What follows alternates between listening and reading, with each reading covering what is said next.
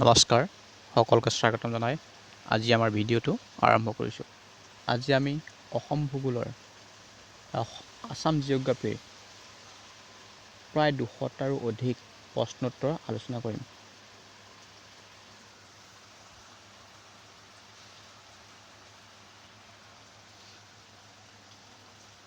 প্ৰথম প্ৰশ্ন, কপৌফুলক অসমৰ ৰাজ্যিক ফুলৰূপে কেতিয়া গ্ৰহণ কৰা হৈছিল? উত্তৰ 4 এপ্ৰিল 2003 চন। নেক্সট কুৱেশ্যন, কোনখন ৰাজ্যক ৰঙা নদী আৰু নীলা পাহাৰৰ দেশ বুলি কোৱা হয়? উত্তৰ অসম। 3 নম্বৰ কুৱেশ্যন, আমচাং অভয়াৰণ্য অসমৰ কোনখন জিলাত অৱস্থিত? উত্তৰ কামৰূপ মেট্ৰ'।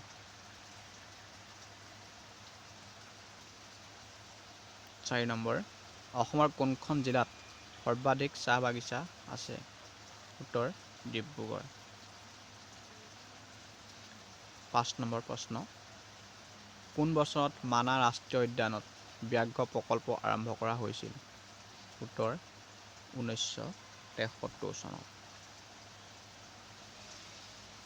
6 নম্বৰ, কিমান চনৰ ভূমিকম্পৰ ফলত চানডুবি হ্ৰদটো গঠন হৈছিল?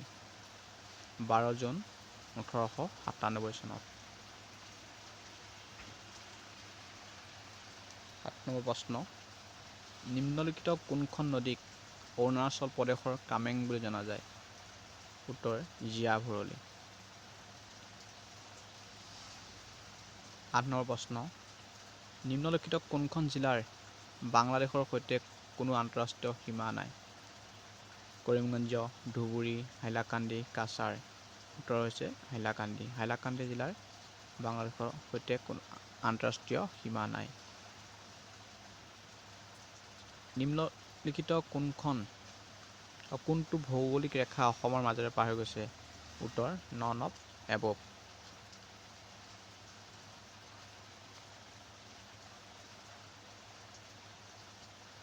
কাজিৰঙাই কেতিয়া ইউনেস্কো বিশ্ব ঐতিহ্য ক্ষেত্ৰ হিচাপে স্বীকৃতি লাভ কৰিছিল? উত্তৰ 1985 চনত।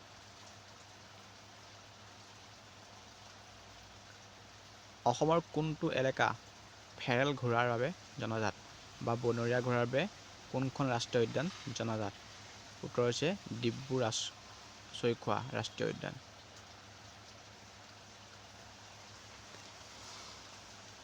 প্ৰশ্ন, নিম্নলিখিত কোনটো সুৰক্ষিত এলেকা সোণালী লংগুৰৰ বাবে জনাজাত?